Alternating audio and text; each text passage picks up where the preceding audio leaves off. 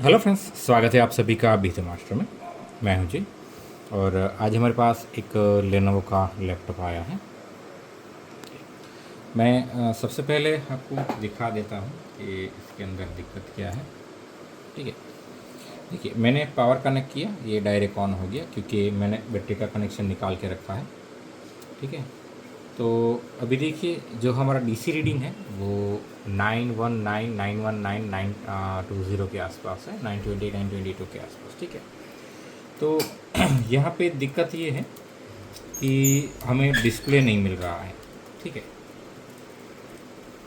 कभी कभार caps lock, escape और नम लॉक की लाइट ऑन होती है, लेकिन वो हम ऑन ऑफ मैन्युअली नहीं कर पाते हैं। ऑन होती है तो कॉन्स्टेंट ऑन ही होती है। ठीक है, तो यहाँ पे नो डिस्प्ले का केस है अभी इस लैपटॉप के अंदर।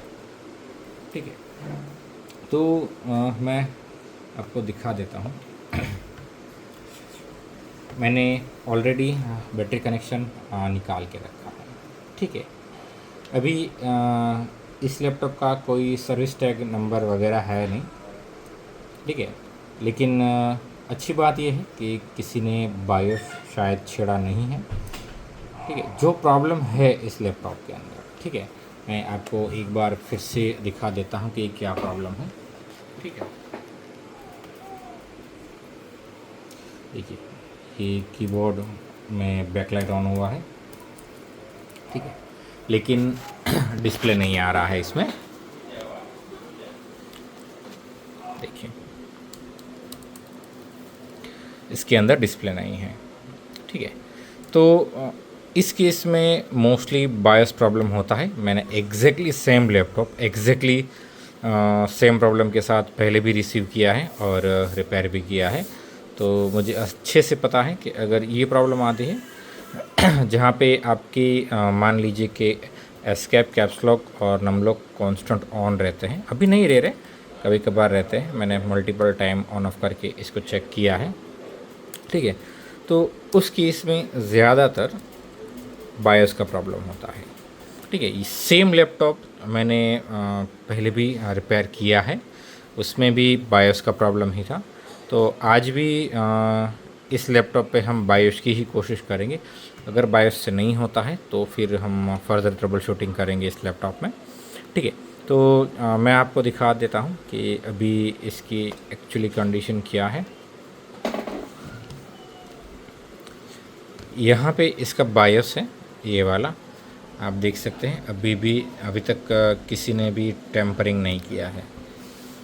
अगर एलिगेटर क्लिप से किसी ने रीड राइट किया है तो अलग बात है, अदरवाइज़ किसी ने डी सोल्डर तो डेफिनेटली नहीं किया है। ठीक है, तो हमारे पास अगर ये जेन्युइन बैकअप निकला तो हम सारी की सारी डिटेल्स फाइंड कर सकते हैं बायोस के अंदर से ही, क्योंकि अगर हम नया बायोस रीप्रोग्राम करेंगे तो होगा क्या कि इसकी जो DMI डिटेल्स है वो सारी इनवैलिड हो जाएंगी।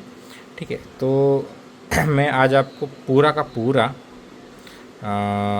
प्रोसेस दिखाने वाला हूँ कि मान लीजिए कि अगर आपके पास ये लैपटॉप आता है, ठीक है, आपके पास DMI डेटा नहीं है इस लैपटॉप का। DMI डेटा नहीं है मतलब आपके पास इसका मान लीजिए इसके साथ जो विंडोज़ की आया है वो आपके पास नहीं है। फिर आपके पास इसका टैग नंबर नहीं है। ठीक है, अब मुझे इसका मान लीजिए कि बायोस डाउनलोड करना है, तो मॉडल है, फिर यहाँ पे एक और डिटेल्स लिखी होती है जो बोर्ड नंबर होता है। ठीक है, इससे भी बायोस फाइंड कर सकते हैं, लेकिन टैग नंबर से ऑफिशियल साइट से बायोस फाइंड करना हमेशा सबसे बेटर रहता है। तो हमारे पास टैग नंबर तो है नहीं, क्योंकि इस लैपटॉप के बैक के पीछे जो स्टिकर होता है टैग नंबर वाला वो नहीं है। मुझे ये भी नहीं पता है कि इसके साथ ओरिजिनल विंडो की आया है कि नहीं, आया ही होगा 99%। ठीक है, मैं देख लेता हूँ आगे कौन कौन से स्टिकर हमें देखने को मिलते हैं।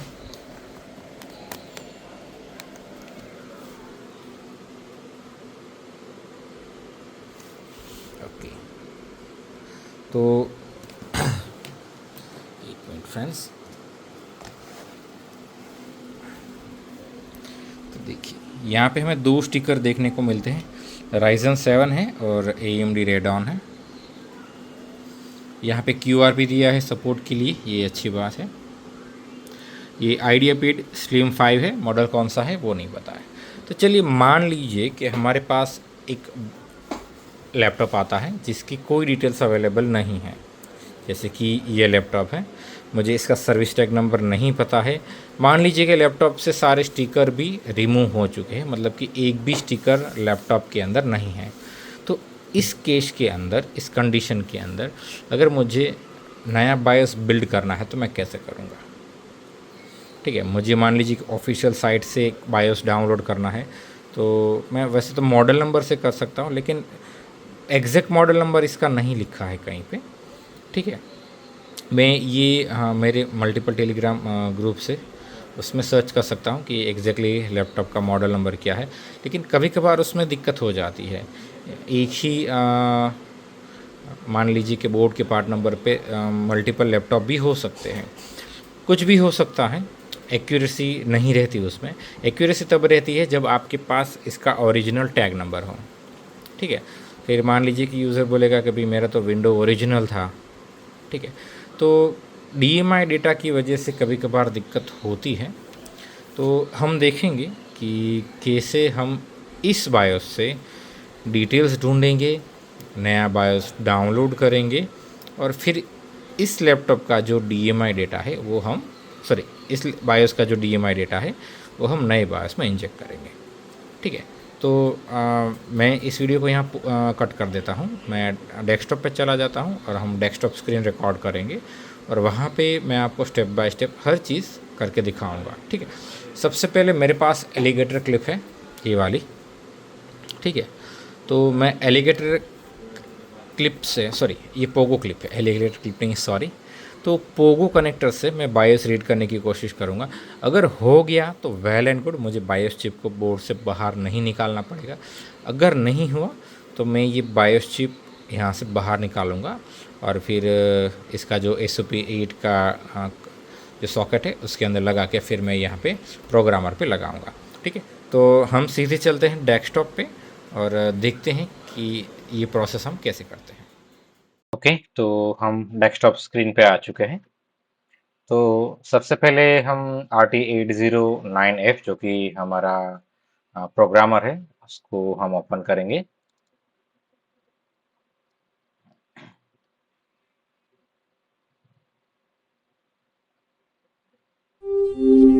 ये हमारा प्रोग्रामर ओपन हो चुका है।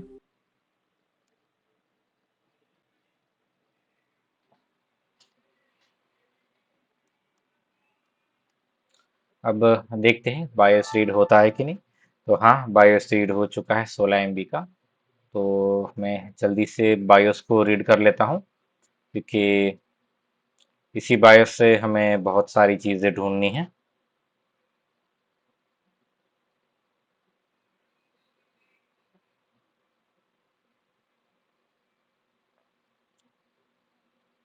बहुत ही आसान शब्दों में मैं आपको बताऊंगा कि इस लैपटॉप के बायोस को कैसे बिल्ड करते हैं। तो मैं डेस्कटॉप पे चला जाता हूँ और एक न्यू फोल्डर ले लेता हूँ, लेनोवो करके।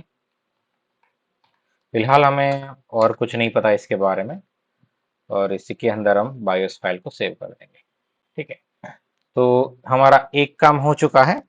अभी हमें फिलहाल इस प्रोग्रामर की ज़रूरत नहीं है। ठीक है, तो हमारे पास ये वाली है, ये हमारी बैकअप बायोस है।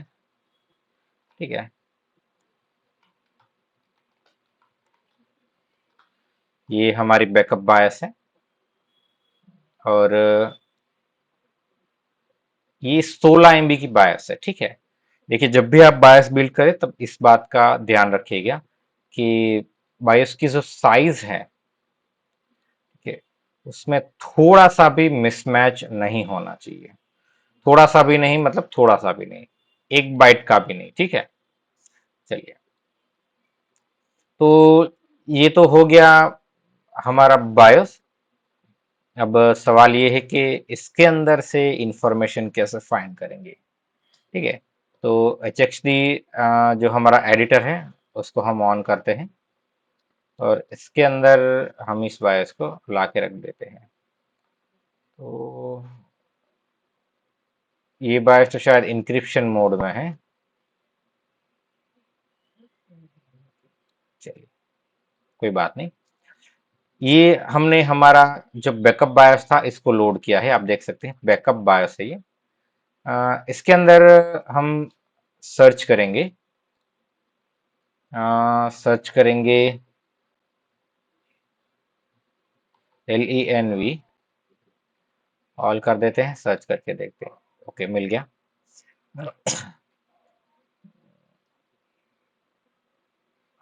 मैं एक बार ऊपर चेक कर लेता हूँ। ओके, 2 बार है। ओके,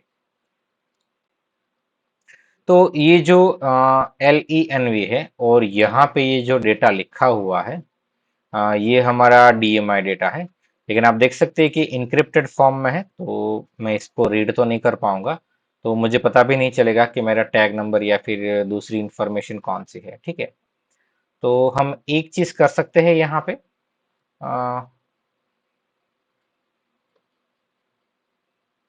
मैं इस वाले पोर्शन को यहां तक कॉपी कर लेता हूं, यहां तक। ये हो गया कॉपी। ठीक है, ये हमारा इनक्रिप्टेड डेटा है। और हमें एक और चीज चाहिए होती है, वो होता है की। तो यहाँ पे आप देख सकते हैं कि बहुत सारे 1A 1A 1 है, ये उसकी की है। अब किसी भी एक डिजिट पे की आपको कीबोर्ड कोड फाइंड करना होता है। ठीक है, सॉरी, इसका डेसिमल वैल्यू फाइंड करना होता है। तो अगर 1A का जो कि यहाँ पे लिखा हुआ है, ठीक है, आप यहाँ पे रीड करोगे तो आपको लग रहा होगा कि ये डॉट है, लेकिन जब आप इसको यू इंटीजर 8, ठीक है, ये वाली वैल्यू जब आप देखते हो तो आपको पता चलता है कि यहाँ पे 26 लिखा है। ये इसकी डेसिमल वैल्यू है 26 इसकी, मतलब कि A1 का मीनिंग यहाँ पे 26 हो रहा है। ठीक है, ये वाला जो वैल्यू है 1A, उसको अगर हम डिकोड करें, ठीक है, तो हमें ये मिलेगा 26। ठीक है, दूसरे तरीके भी है इसको डिकोड करने के, लेकिन ये सिंपल है, आपको यहाँ पे दिख ही रहा है कि A1A का मीनिंग है 26। ठीक है, तो आपको ये ध्यान रखना है कि अगर आपके पास इनक्रिप्टेड बायस है, ठीक है, तो उसको डिक्रिप्ट करने के लिए पहले तो आपको ये पोर्शन कॉपी करना पड़ेगा जो कि इनक्रिप्टेड है, और उसके नीचे ही आपको की मिलेगी, ये वाली 1A वाली। आपको 1A पे क्लिक करना है, या यहाँ पे जो कुछ भी लिखा है उसको पर क्लिक करना है, और आपको यहाँ पे ये जो UINT8 गो टू और 26 लिखा है, ठीक है, ये इसकी वैल्यू आपको लेनी है। चलिए, दो चीज हमारे पास हो गई, एक तो हमने इनक्रिप्टेड डेटा कॉपी कर लिया, और दूसरा हमारे पास ये वैल्यू है 26। तो हम टाइनी हेक्स एडिटर का इस्तेमाल करेंगे ये एक्सओर कैलकुलेशन को, एक्सओर स्क्रिप्ट को रन करने के लिए, सॉरी। तो मैं ओपन करता हूँ टाइनी हेक्सर को। यहाँ पे हमने जो डेटा कॉपी किया था उसको पेस्ट कर देंगे।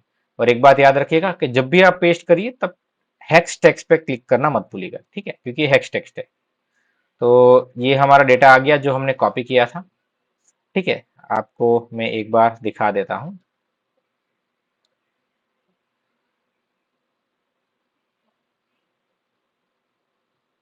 ओके, ये वाला डेटा हमने कॉपी किया है, आप देख सकते हैं यहाँ से पूरा। ठीक है, तो अब क्या करेंगे, अब हम सबसे पहले तो यहाँ पे चला जाएंगे, जो स्टार्टिंग पॉइंट है वो ये जरूरी है, याद रखिएगा हमेशा आपको कर्सर को स्टार्टिंग पॉइंट पे क्लिक करना है और वहां पे ले जाना है। अब यहाँ पे हम जाएंगे टूल ऑप्शन के अंदर और एक स्क्रिप्ट रन करेंगे, वो है एक्सोर फाइल डेटा, क्योंकि ये एक्सोर वाला इंक्रिप्शन है। ठीक है, तो यहाँ पे हमें स्टार्टिंग पोजीशन दिखा रहा है। आ, देखिए, मैं यहाँ पे अभी क्लिक करता हूँ, ठीक है, और फिर अगर हम जाते हैं स्क्रिप्ट पे, तो देखिए स्टार्टिंग पोजीशन ये वाली दिखा रहा है।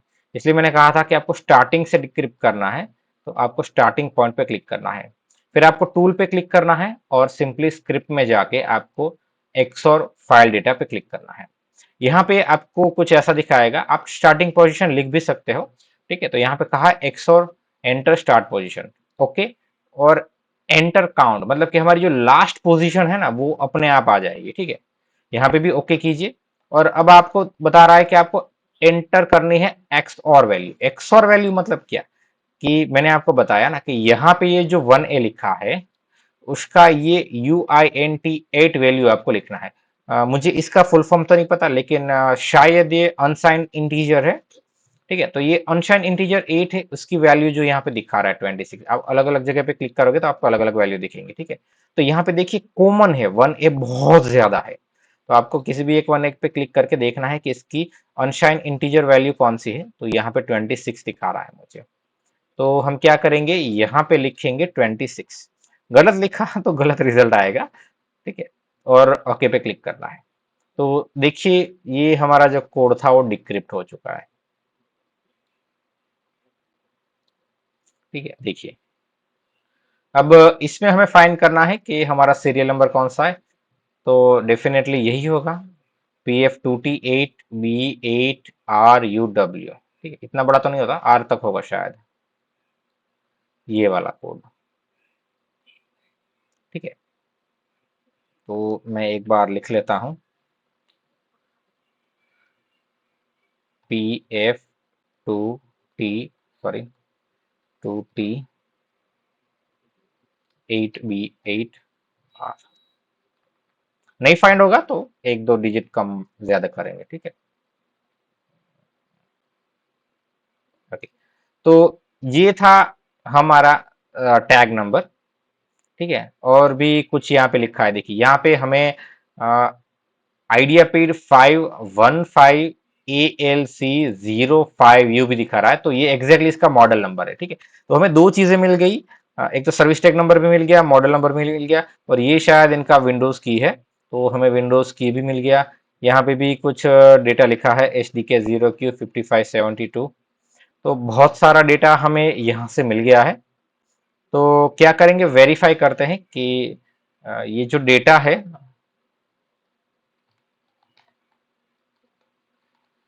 वो सही है कि नहीं है।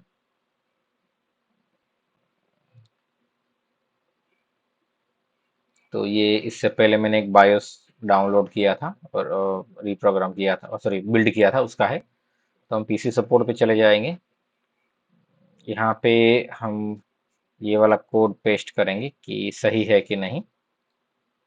सही होगा तो प्रोडक्ट सीधा फाइंड हो जाएगा, नहीं होगा तो कोई बात नहीं। देखिए मिल गया 15ALC05, और यहाँ पे हमें कोड कौन सा दिखा था, 15ALC05। ये UW है, ये एक्स्ट्रा है तो उसकी जरूरत नहीं है। यहाँ पे देखिए, यहाँ पे दिख रहा है। ठीक है, अब देखिए एग्जैक्टली मैच कर रहा है ये। ये वाला डेटा आप रीड कीजिए। ठीक है, 15ALC05, तो एकदम सही चीज फाइंड की है हमने। चलिए इसको अभी मिनिमाइज कर देते हैं, इसकी जरूरत नहीं है। तो अब हम क्या करेंगे कि इसका बायोस डाउनलोड करेंगे लैपटॉप का। हम ड्राइवर और सॉफ्टवेयर में जाएंगे, यहाँ पे हम मैन्युअल अपडेट सिलेक्ट करेंगे, और यहाँ पे हम बायोस पे जाएंगे, और यहाँ पे देखिए ये मैंने पिछले कभी किया हुआ है, आप देख सकते हैं कि इसका रंग डिफरेंट है। ठीक है, मैं आपको कुछ और चीजें दिखाता हूँ, शायद उससे आपको पता चल जाए।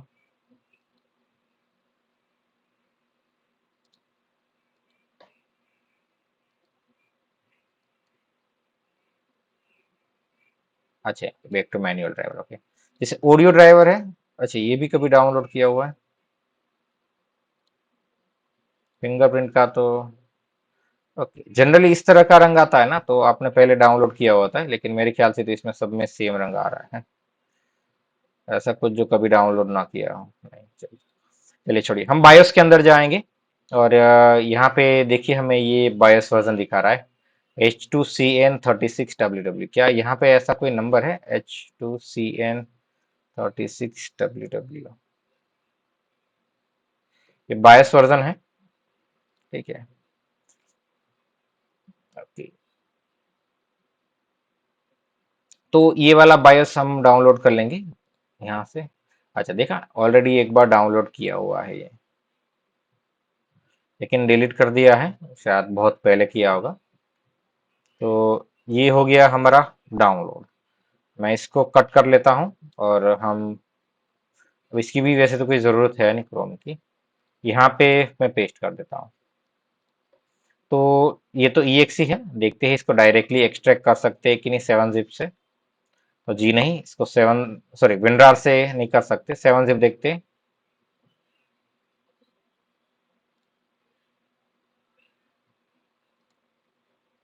ओके, हो गया।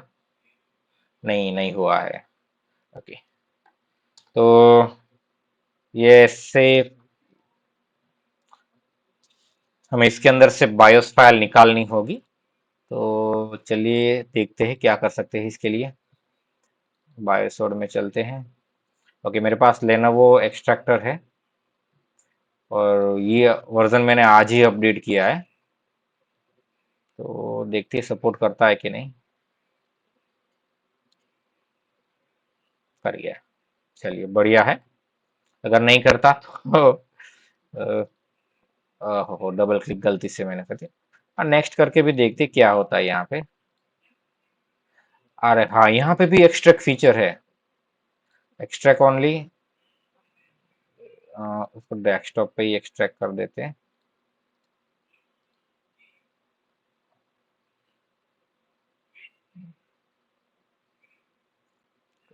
यार चलिए, डेस्कटॉप भी नहीं मिल रहा है।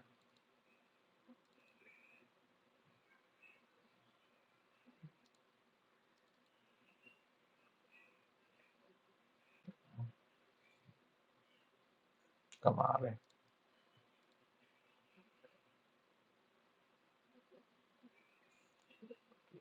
चलिए कोई बात नहीं, यहीं पे एक्सट्रैक्ट कर देते हैं हम। ये बाय डिफॉल्ट कहाँ हो रहा है? सी ड्राइव, उसके अंदर ड्राइवर, उसके अंदर फ्लैश। ठीक है, कोई बात नहीं, एक्सट्रैक्ट कर देते हैं। ये एक्सट्रैक्ट हो गया। चलिए वहां पे चलते हैं। C drive, drivers, flash. Okay, यहाँ पे हमें हमारा बायोस मिल गया। ये जो बायोस डॉट कैप है, ये हमारा बायोस है। और देखते हैं कि क्या हमारे एक्सट्रैक्टर ने जो ढूंढा था ये यहाँ पे, वो सेम है या फिर अलग है। ओके, तो एक्सट्रैक्टर ने भी हमें सेम डेटा दिया है जो हमने डायरेक्ट EXE से एक्सट्रैक्ट किया। तो ये EXE दोनों तरह से एक्सट्रैक्ट हो सकती है, आप इसको रन करके भी एक्सट्रैक्ट कर सकते हैं और बाकी टूल से भी इसको एक्सट्रैक्ट कर सकते हैं। ठीक है, तो चलिए ये वाला हमें नहीं चाहिए, इसको परमानेंटली डिलीट कर देते हैं। चलिए यहाँ पे आ जाते हैं हम। ठीक है,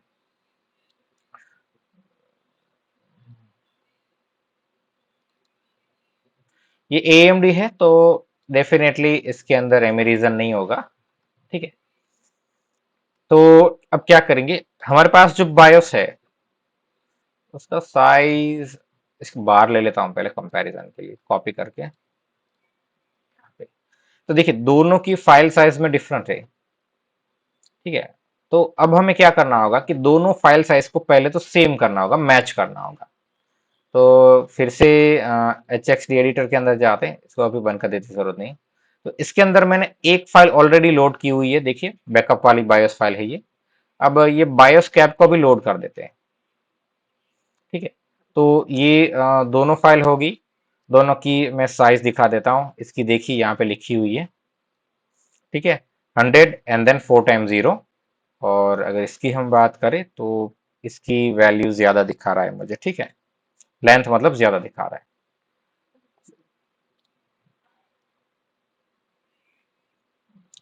दोनों के बॉटम पार्ट मैच नहीं हो रहे, इसका मतलब ये है कि यहाँ पे बॉटम पार्ट में थोड़ा एक्स्ट्रा डेटा है जिसको हमें निकालना होगा। और हम टॉप पे देखते हैं, हेडर फुटर बोलते हैं इसको, हेडर पे देख लेते हैं। ये फुटर था नीचे वाला। तो हेडर पे देखते हैं ये वाला, हम डेटा सर्च करते हैं इस बायोस के अंदर कि क्या मिलता है। ओके, मिल गया यहाँ पे। तो इसके ऊपर का जो डेटा है, ठीक है, ये वाला, ये गार्बेज है, थोड़ा सा ही है, ज्यादा नहीं है। इस डेटा को हम डिलीट कर देंगे। तो अब देखिए स्टार्टिंग पॉइंट दोनों का सेम हो गया। ठीक है, हो गया।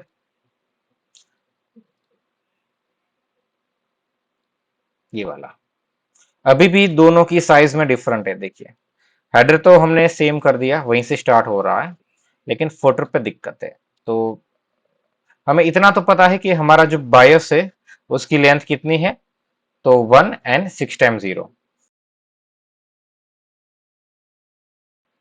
वहां पे गो टू करेंगे और ऑफसेट पे चले जाएंगे हम, 1 and 6 times 0।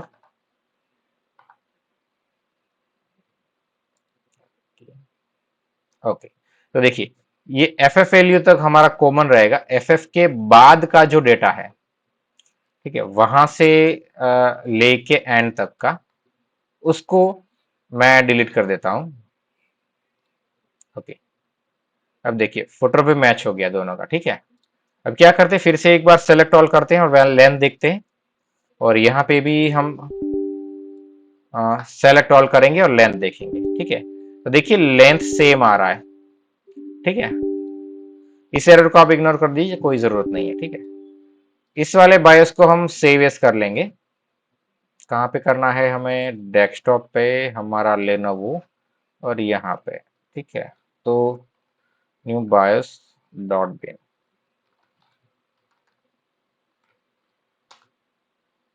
चलिए अभी इसको बंद कर देते हैं हम।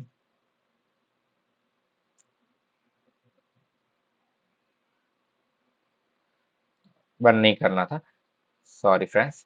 चलिए फिर से ओपन कर लेते हैं। पहले मैं आपको ये बता दूं कि मान लीजिए कि अगर मैं इस बायोस को रीप्रोग्राम कर दूं तो क्या इस लैपटॉप पे चलेगा? जी हाँ, अगर आप ये न्यू वाला बायोस अगर इस लैपटॉप में अगर आप रीप्रोग्राम करते हो तो डेफिनेटली आपका डिस्प्ले आ जाएगा, लेकिन आपकी जो डीएमआई इंफॉर्मेशन है वो नहीं आएगी, ठीक है। तो अब बारी है कि हमें ये जो बायोस है इसके अंदर डीएमआई इंफॉर्मेशन डालनी है, ठीक है। तो हमारे पास दो बायस है, ये एक हमारा बैकअप वाला है और एक ये अभी हमने जो न्यू बनाया। तो हमें पता ही है कि हमारा जो बैकअप बायस है, ठीक है, वहां पे हमें क्या करना है, LENV सर्च ऑल,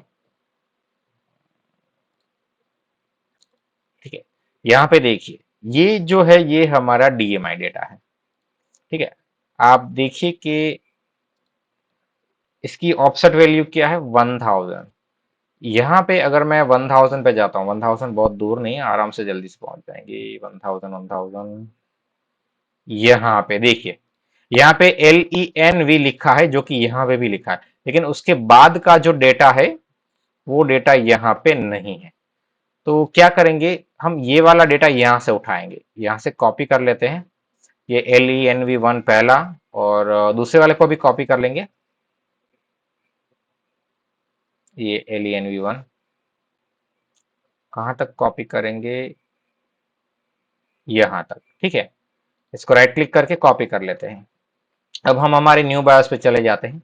यहाँ पे हम राइट क्लिक करके सीधा पेस्ट राइट कर सकते हैं। देखिए हम जब भी डेटा कॉपी करते हैं तो हम दो तरह से पेस्ट कर सकते हैं। अगर मैं सिंपल पेस्ट करूंगा तो ये जो मेरा बायोस है, ठीक है, इसके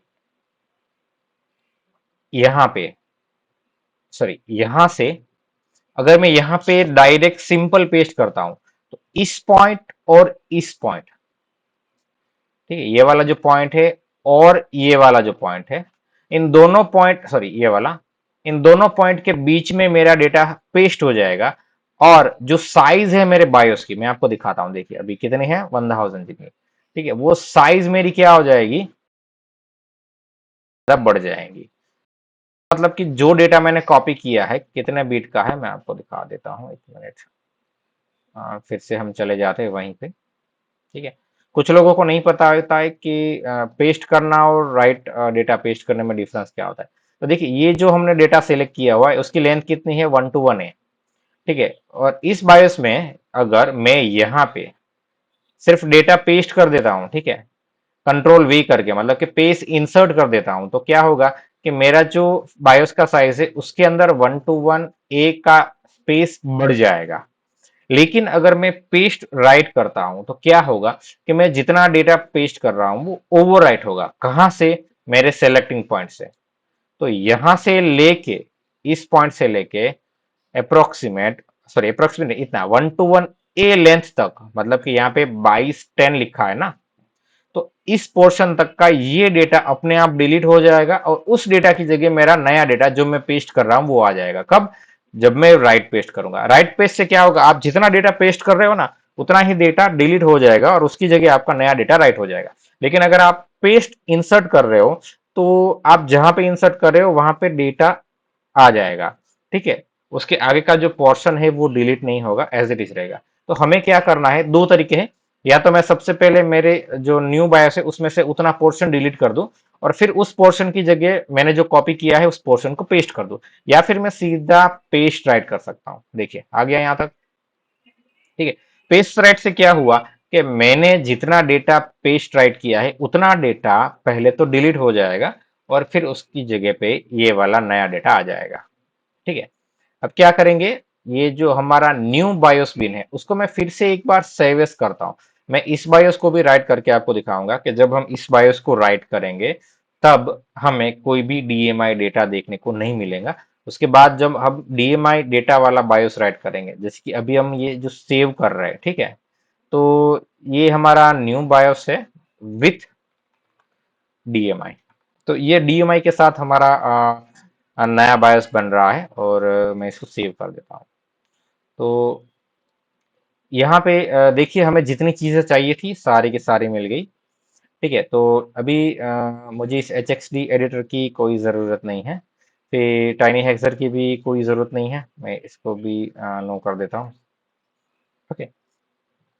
तो अब हमारे पास दो बायोस है। एक तो हमने सिर्फ और सिर्फ हेडर फुटर निकाल के जो बनाया है, ठीक है। मतलब कि हमने ऑफिशियल साइट से सर्विस टैग नंबर की मदद से हमने एक बायोस डाउनलोड किया, उसका हमने हेडर निकाला जो कि एक्स्ट्रा था, हमने उसका फुटर निकाला जो कि एक्स्ट्रा था, और हेडर और फुटर में जो एक्स्ट्रा पार्ट थे उसको निकालने से हमें हमारा बायोस मिल गया, ठीक है। तो सबसे पहले मैं ये वाला बायोस रिप्रोग्राम करता हूँ, ठीक है।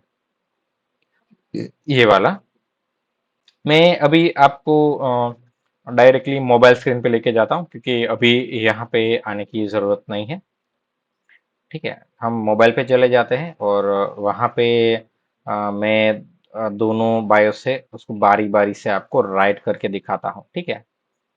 यहाँ पे हम दोनों बायोस को राइट करेंगे। तो चलिए मैं आपको मोबाइल स्क्रीन पे लेके चलता हूँ और यहाँ पे ये जो हमारा रिकॉर्डिंग है उसको हम अभी बंद कर देते हैं। ओके फ्रेंड्स, तो चलिए हम देखते हैं। सबसे पहले हम क्या करेंगे, स्मार्ट रेडी करते हैं।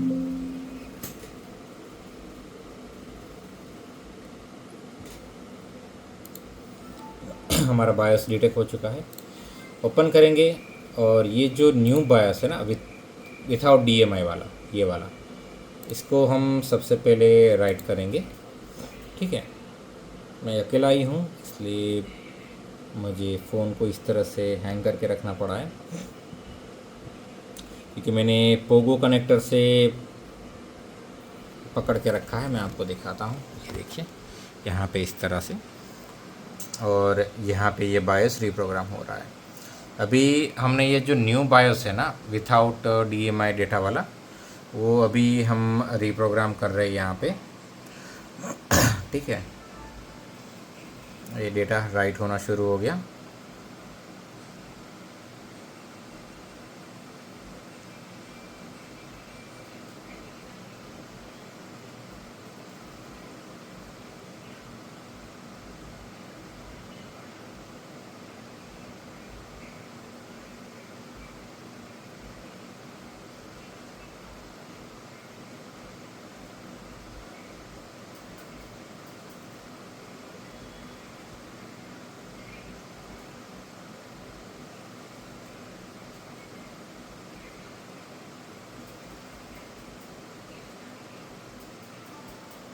ठीक है, तो यहाँ से मैं इस प्रोब को ले लेता हूँ, ठीक है।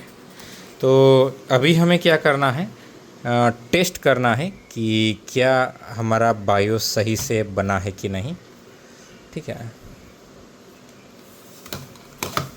देखिए मैं इस तरह से रखता हूँ, एक मिनट फ्रेंड्स।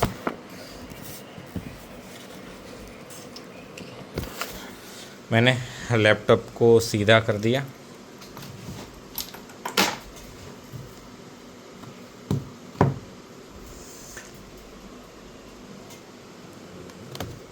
ओके, आप देख सकते हैं कि अपने आप ऑन हो गया, और इस बार रीडिंग भी देखिए बहुत ज़्यादा आ रहा है, ठीक है, पहले के मुकाबले।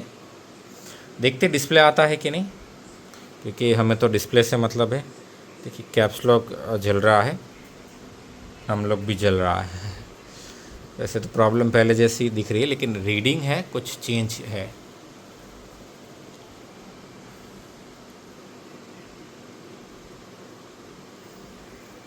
F2 को कांस्टेंट प्रेस करते हैं, हाँ डिस्प्ले आ गया देखिए, ठीक है।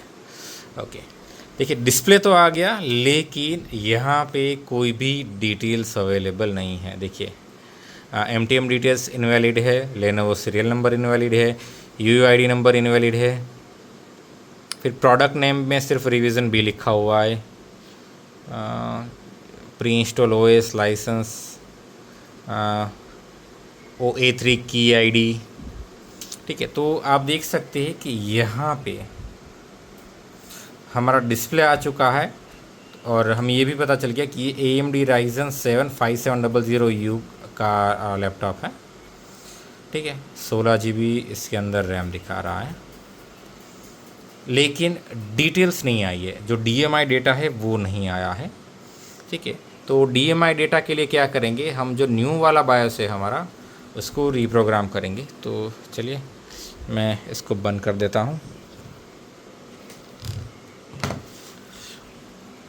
और मैं लैपटॉप वहाँ से इसको फिर से सेट कर देता हूँ, आप देख पाए उस तरह से।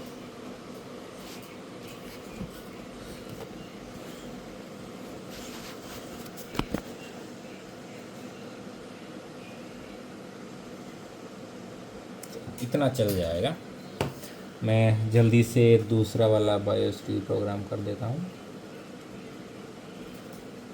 ठीक है।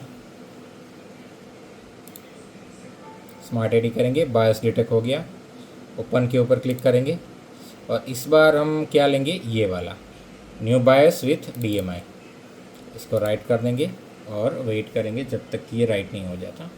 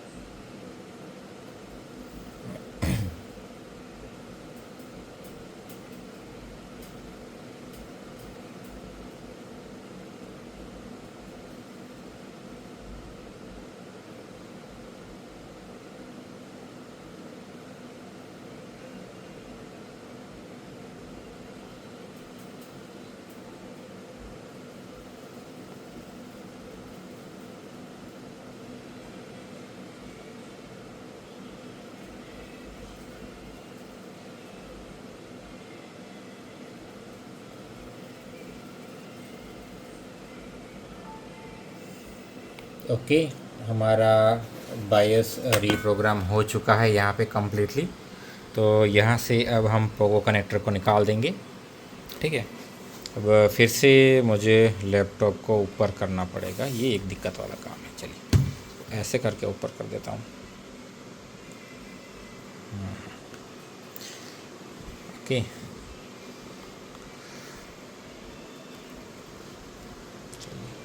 यहाँ पे लगाया है, आप DC मीटर का रीडिंग देख सकते हैं, पहले के जैसा ही है, वो कॉन्स्टेंटली चेंज होगा, ठीक है। जब आप नया बायोस रीप्रोग्राम करते हो तो आपको ऐसी कुछ सिचुएशन DC मशीन में देखने को मिलेगी। और आपने देखा कि इस लैपटॉप में बायोस का ही प्रॉब्लम था, ठीक है। हमने न्यू बायोस रीप्रोग्राम किया और डिस्प्ले आ गया, तो इतना तो कंफर्म हो गया कि प्रॉब्लम बायोस का ही है। अभी हम देखते क्या DMI डेटा आया कि नहीं, तो देखिए, ठीक है। सबसे पहले क्या था, प्रोडक्ट नेम मिसिंग था, अभी प्रोडक्ट नेम आ रहा है। फिर क्या था, MTM मिसिंग था, आ रहा है। लेनोवो सीरियल नंबर मतलब कि जो सर्विस टैग नंबर होता है वो मिसिंग था, वो भी आ रहा है। UUID नंबर है, ये भी आ रहा है। फिर CPU डिटेल्स तो थी, रैम डिटेल्स थी, हार्ड ड्राइव डिटेल्स थी। प्री इंस्टॉल OS लाइसेंस नहीं आ रहा था, अभी आ रहा है। फिर OA3 की ID नहीं आ रहा था, अभी आ रहा है। तो देखा हमने पुराने बायोस से पूरा का पूरा जो DMI डेटा था, ठीक है, वो कॉपी करके नए बायोस में डाल दिया। तो आपके पास भी अगर IdeaPad 515 ALC05 है तो आप इस वीडियो को स्टेप बाय स्टेप फॉलो करके अपना खुद का बायोस बिल्ड कर सकते हैं। अगर आप नहीं कर पाते हैं तो आप हमें कांटेक्ट कर सकते हैं, ठीक है। हम नॉमिनल चार्ज पे आपको बायोस बिल्ड करके दे देंगे।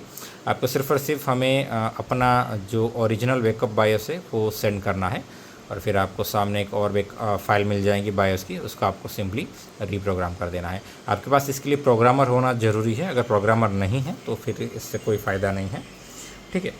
तो आशा करता हूँ कि ये वीडियो आप सभी के लिए बढ़िया रहेगा, ठीक है। तो अभी आपको पर्टिकुलर इस मॉडल का ये सेम ऐसा नहीं है कि ये जो मेथड है सिर्फ इसी मॉडल पे काम करती है। मैंने इस मॉडल पे पहले भी काम किया हुआ है और मुझे एग्जैक्टली याद है, इसलिए प्रोसेस जल्दी से हो गया, वरना डिफरेंट मेथड यूज़ करनी होती है, ठीक है। तो बस आज के वीडियो में इतना ही। अगर आपको अपनी प्रोडक्ट रिपेयर करवानी है, जैसे कि लैपटॉप बोर्ड है, डेस्कटॉप बोर्ड है, तो आप हमें भेज सकते हो। हमारी डिटेल्स आपको डिस्क्रिप्शन में मिल जाएगी। और अगर आपको रिफर्बिश बेंचमार्क वाले लैपटॉप बाई करने हैं तो भी आप हमें कांटेक्ट कर सकते हैं। अगर आपको गेमिंग PC बिल्ड करवाना है, लो बजट PC बिल्ड करवाना है, मतलब कि IT की कोई भी प्रोडक्ट अगर आपको परचेज़ करनी है तो आप हमें कांटेक्ट कर सकते हैं। और अगर आपको अपनी कोई प्रोडक्ट रिपेयर करवानी है तो भी आप हमें कांटेक्ट कर सकते हैं। हम ये तो नहीं कह सकते कि हम आपकी हर एक प्रोडक्ट गारंटीड रिपेयर करके देंगे, लेकिन इतना श्योरिटी के साथ कहते हैं कि टेम्परिंग नहीं होगा, ठीक है। हमारे यहाँ कभी भी टेम्परिंग नहीं होता। अगर रिपेयर नहीं होता है तो हम एक्सेप्ट कर लेते हैं कि हमें भी प्रॉब्लम नहीं मिला या फिर हम रिपेयर नहीं कर पाए, लेकिन कभी भी हम किसी कस्टमर की प्रोडक्ट को डैमेज करके नहीं देते हैं। एक और बात, वर्कलोड बहुत ही ज़्यादा होता है तो टाइम डिले होता है। अगर एमरजेंसी है, आप कोई प्रोडक्ट भेज रहे हो रिपेयरिंग के लिए, वो एमरजेंसी है तो आपको मेंशन करना पड़ेगा कि वो एमरजेंसी है, अदरवाइज़ उसको टॉप प्रायोरिटी या फिर एक्सपेडाइटेड पे नहीं लिया जाएगा, ठीक है। अगर आप बोलते हो कि अर्जेंट है, इमरजेंसी है, तो हम उसको फ़ौरन हाथ में ले लेंगे रिपेयरिंग में। अदरवाइज़ क्या होगा, जिस तरह से इन्वर्ट होता है उसी तरह से हम रिपेयरिंग परफॉर्म करते हैं, ठीक है। तो आशा करता हूँ कि ये वीडियो आपको बहुत ही ज़्यादा पसंद आया होगा, एंड थैंक्स फॉर वॉचिंग।